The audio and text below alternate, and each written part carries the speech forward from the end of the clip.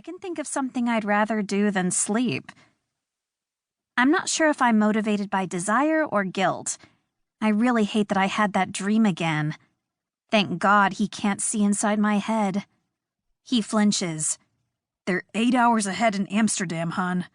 I've really got to get going, but I'll be home early. Don't remind me, I groan. Brendan, Rob's best friend, has just returned to Colorado after several years overseas, and he's coming over tonight. This is only happy news for one of us. Rob arches a brow. You promised you'd be nice. Just to be clear, I promised to be civil, which is more than I'll get from him in return, I'm sure. He sighs, pulling on his jacket. I don't understand why you hate him so much. It's nothing I've ever been able to explain. Hatred for Brendan is like some underground water source. You think you've got it all out in the open, but it just keeps coming. Except when I'm dreaming about him. I don't seem to hate him much then. 2.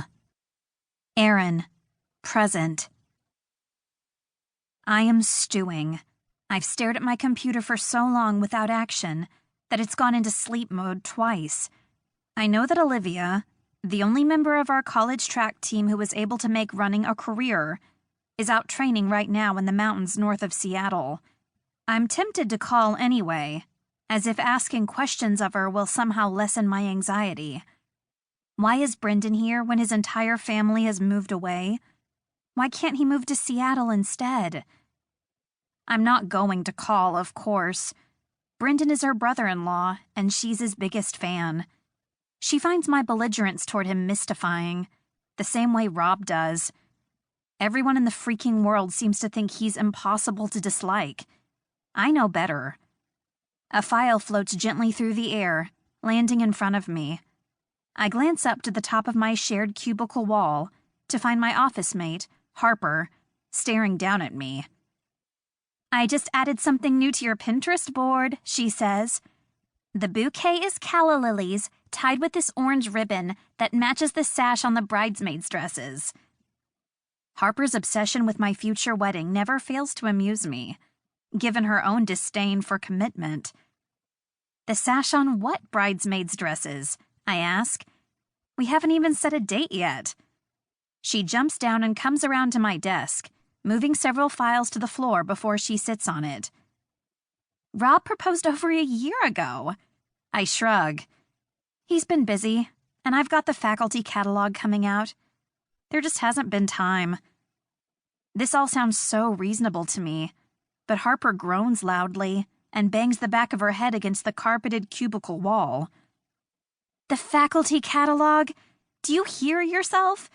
This isn't Doctors Without Borders, Erin. You work in a college PR department, at a job you hate. I don't hate my job. Of course you do, she says, rolling her eyes at our boss's closed office door. We all hate our jobs. She's right, of course. Working for Timothy could ruin any job.